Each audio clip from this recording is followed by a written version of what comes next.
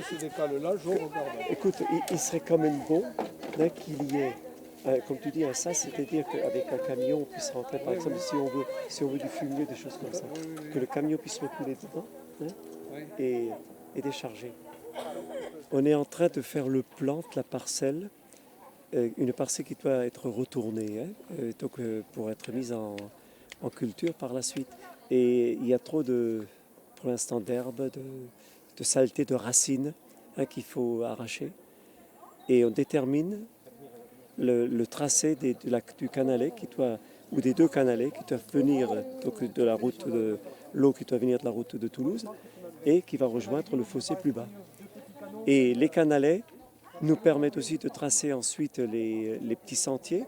Et entre les canalets, on va faire les parcelles des jardiniers. Avoir du plaisir à partager aussi avec d'autres. D'autant plus qu'on n'est pas des spécialistes. Alors l'important, c'est ce côté humain, de la rencontre, de partage d'amitié, tout en faisant ses légumes. Et en les partageant, ces légumes. Ce qui se fait déjà actuellement sur l'autre parcelle qu'on a un peu plus haut. Il reste encore un tracteur qui doit retourner la terre. Voilà, On est un peu en retard. Voilà. Tant qu'il fait beau, ça voilà. va. Et bon, le principal, c'est que ce soit prêt pour le printemps. Semer, voilà. Donc il y a 8 familles qui sont en attente. D'accord. Voilà, je ne sais pas si on va pouvoir faire 8 parcelles ici. Oui, il y a d'autres endroits. Alors normalement on avait un autre terrain qui ne s'ouvre pas pour l'instant. Mais de toute façon je tiens au courant tout le monde. De l'évolution. Voilà. J'habite en ville, donc j'ai pas de jardin. Je suis née comme petit balcon, donc c'est intéressant déjà d'avoir accès à un petit morceau de jardin, d'être dans la nature, de pouvoir travailler et puis d'être en groupe, ça stimule toujours les idées, c'est toujours plus intéressant aussi d'être dans un petit noyau. Voilà.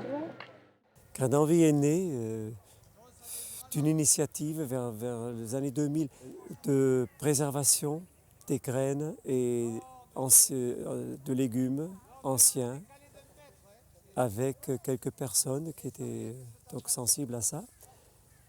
Ça nous a permis dès le départ de faire des échanges de plants et de graines. Petit à petit, la municipalité s'est intéressée à ce genre de travail et la ville nous a proposé de faire des ateliers jeunes. Ça a permis à l'association donc d'évoluer. On a continué à faire régulièrement par an ces échanges, au moins 2 ou 3 fois, printemps, l'automne. Ensuite, on est allé chez des particuliers qui faisaient partie de l'association, voir leur jardin, voir un peu, qui nous demandaient comment je peux faire mon jardin, et donc échanger, apprendre, installer leur jardin. Par la suite, on a créé des fêtes. On a fait fête du chou, fête de la salade, cette année fête du haricot. Et on a créé des petits jardins partagés au départ.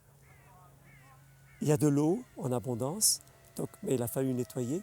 Donc on s'est retrouvés, pratiquement ceux qui voulaient, ceux qui étaient libres, les samedis ou l'une ou l'autre fois par mois.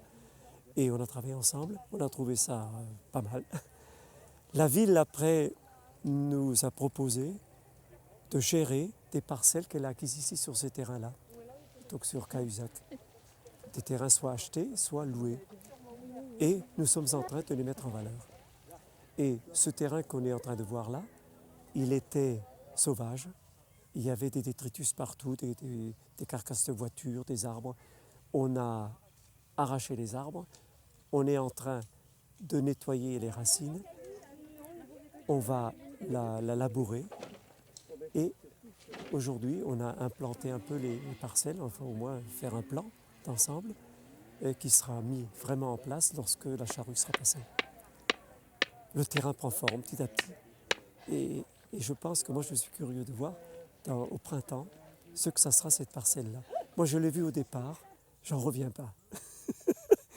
J'en reviens pas déjà des transformations qui ont eu lieu. Le jardin, c'est un peu une philosophie, une façon de voir la vie. Et les gens qui demandent des bouts de jardin, c'est pas seulement pour avoir des légumes. Du moins, c'est ce que j'ai remarqué.